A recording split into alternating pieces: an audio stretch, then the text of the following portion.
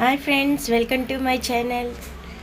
ఇవాళ ఎంతో స్పెషల్ కదా, గురు పౌర్ణమి శుభాకాంక్షలు అందరికీ నా తరపు నుంచి. అలాగే దేవుడు ఆశీస్సులు కూడా అందరికీ ఉండాలని కోరుకుంటున్నాను.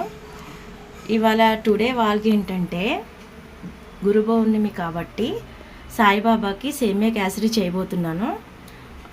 ఇప్పుడు అన్నీ రెడీగానే ఉన్నాయి. నైవేద్యం చేసి మనం దేవుడికి సమర్పిస్తాం. ఓకేనా ఫ్రెండ్స్, రెడీ చేద్దాం. సేమియా కేసరి చేస్తామని చెప్పాం కదా, ముందుగా మనం కడాయి పెట్టుకొని స్టవ్ ఆన్ చేసుకుందాం.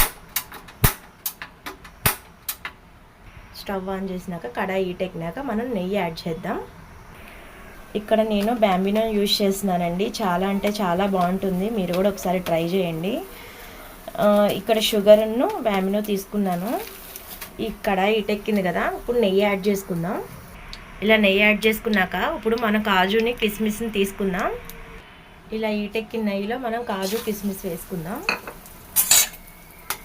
ఒకసారి కలుపుకొని ఇవి కొంచెం వేగినాక ఒక బౌల్లోకి తీసేసుకుందాం. చూస్తున్నారు కదా, ఇలా కప్పులోకి తీసేసుకోవాలి వేయించిన జీడిపప్పు కిస్మిస్ని. నెక్స్ట్ చూస్తున్నారు కదా, ఒక గ్లాసు సేమియాని నేను దీంట్లో యాడ్ చేస్తున్నాను. ఒకసారి కలుపుకుందాం. ఇలా కలుపుకున్నాం కదా, సిమ్లో పెట్టుకొని మనము మాడకుండా ఫ్రై చేసుకుందామండి. ఇది కూడా ఇలా ఫ్రై చేసుకోవడం వల్ల ఏంటంటే కొంచెం సేమియా అనేది పొడి పొడిగా బాగుంటుంది, బాగా వస్తుంది. ఒక నిమిషం వేపుకుందాం.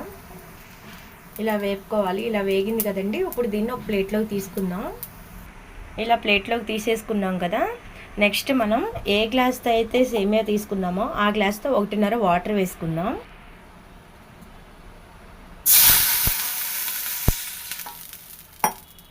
ఇంకో 1/2 కప్ వేసుకుందాం. ఈ వాటర్ కొంచెం మసలాలండి. ఇలా వాటర్ మసులుతున్నప్పుడు మనం ప్లేట్లోకి తీసుకున్న సేమియాని యాడ్ చేద్దాం. ఇలా యాడ్ చేసిన సేమియాని ఒకసారి కలుపుకుందాం.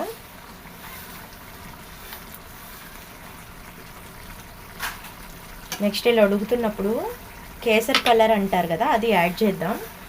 మీకు కావాలంటే కుంకుమ పువ్వు కూడా యాడ్ చేసుకోవచ్చు.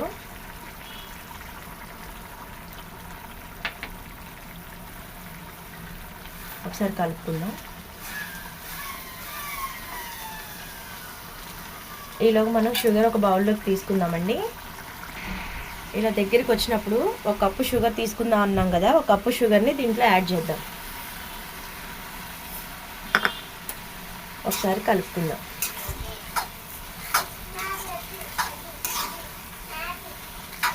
నెక్స్ట్ దీంట్లోనే వేయించిన జీడిపప్పు కిస్మిస్ని యాడ్ చేద్దాం. నేను యాలక్కాయ వేయట్లేదండి, ఇంట్లో లేదు ప్రెజెంట్. మీకు కావాలంటే వేసుకోండి, లేదంటే స్కిప్ చేయండి. ఓకేనా, కలుపుకుందాం ఒకసారి. ఇలా కలుపుకున్న దాన్ని 1 నిమిషం స్టవ్ మీదే ఉంచుదామండి, షుగర్ కరిగే వరకు. ఇలా దగ్గరికి వచ్చినాక మనం స్టవ్ ఆపేసుకుందాం. ఇది 1 నిమిషం చల్లారనిద్దామండి, అప్పుడు దేవుడికి నైవేద్యం పెట్టుకుందాం. ఇప్పుడు బాబాకి ప్రసాదం పెట్టుకుందాం. చల్లారిపోయింది కదా,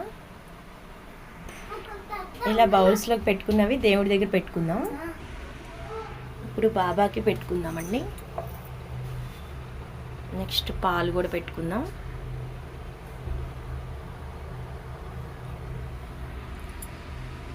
నెక్స్ట్ మిగతా దేవుళ్ళకి కృష్ణుడికి కూడా పెట్టుకుందాం. ఇప్పుడు మా కృష్ణయ్యకి పెడదాం. కృష్ణయ్యకి పెడతాం. ఇప్పుడు ఇక్కడ దేవుళ్ళకి నైవేద్యం. నెక్స్ట్ బయట తులసమ్మ దగ్గర పెట్టేసేస్తానండి. ఇప్పుడు తులసమ్మ దగ్గర కూడా పెట్టుకుందాం. తులసమ్మ దగ్గర పెట్టుకుందాం. ఇలా పెట్టుకున్నాక తులసమ్మ దగ్గర కూడా పెట్టి వచ్చానండి. ఇలా పెట్టుకున్నాక మనం దీపం వెలిగిద్దాం.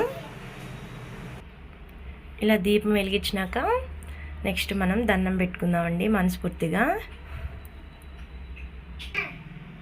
ఇలా దండం పెట్టుకున్నాక అగరత్తులు వెలిగించినాక ఇప్పుడు మనం దేవుడికి సాయిబాబాకి హారతి ఇచ్చుకుందాం. ఇలా హారతి ఇచ్చేసుకుందామండి.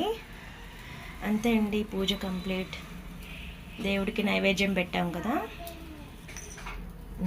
కాసేపు ఇలా ఉంచేసుకుందాం.